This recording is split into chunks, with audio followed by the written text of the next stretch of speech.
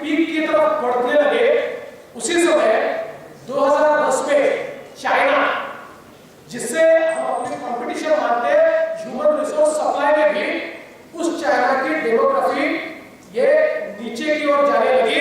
अब आने वाला हर साल चाइना को बूढ़ा करेगा। इस प्रकार से हमारे देश के लिए एक अलग वातावरण तैयार हुआ।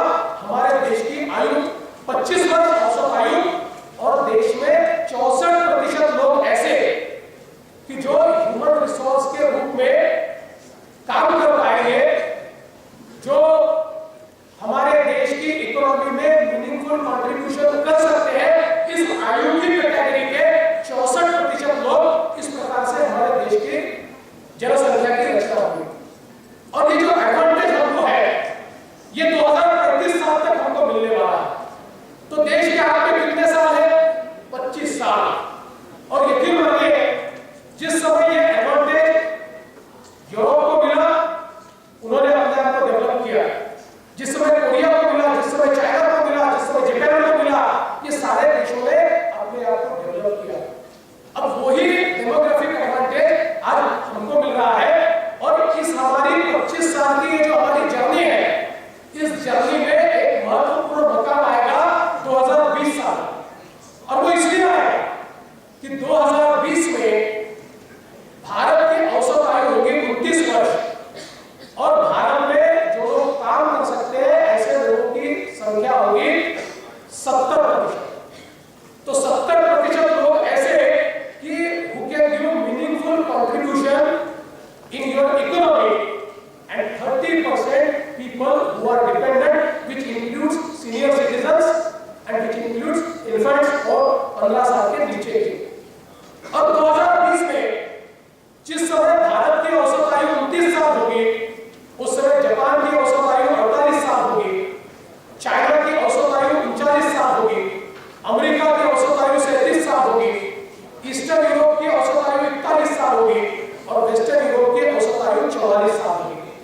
तो इसका सीधा मतलब यह है कि 2020 में पूरी दुनिया बूढ़ी होती हमको दिखाई देगी, और पूरी दुनिया को उनकी इकोनॉमी चलाने के लिए मानव संसाधन की आवश्यकता होगी। और ऐसे समय केवल एकमात्र देश ऐसा होगा जिसके पास मानव संसाधन है, उस देश का नाम भारत है।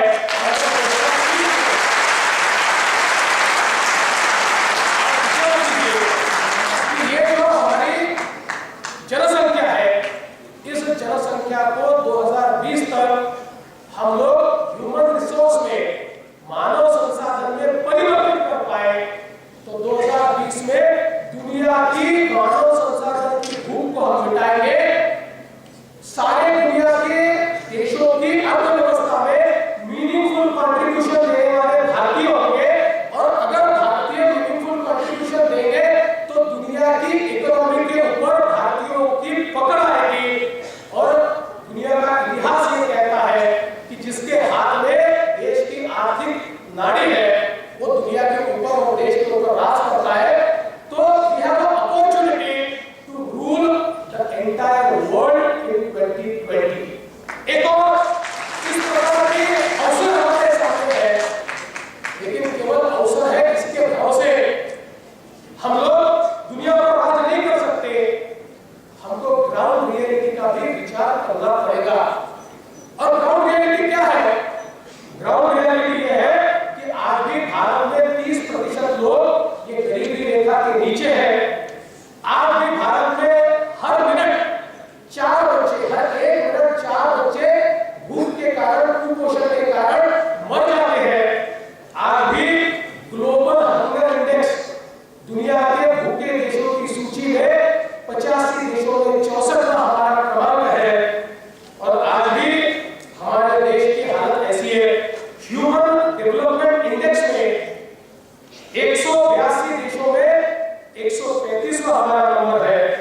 और देश की अवस्था ऐसी है कि आज भी देश में 30% लड़के और 35% लड़कियां ये 8वीं के बाद पढ़ती नहीं है।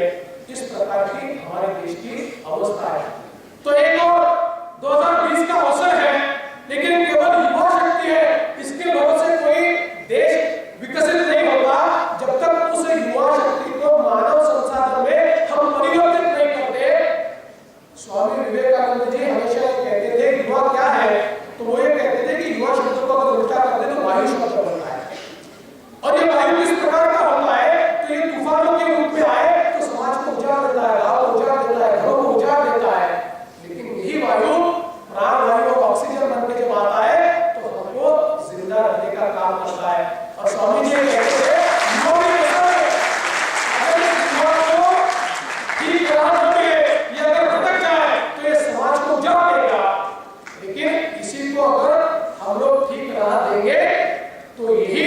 युवा देश का ऑक्सीजन बनेगा। आज आवश्यकता इस बात की है, इस युवा शक्ति को शिक्षा, प्रशिक्षण और रोजगार, इनके भरोसे हम लोग मानव संसाधन में रूपांतरित करें, और जिसके लिए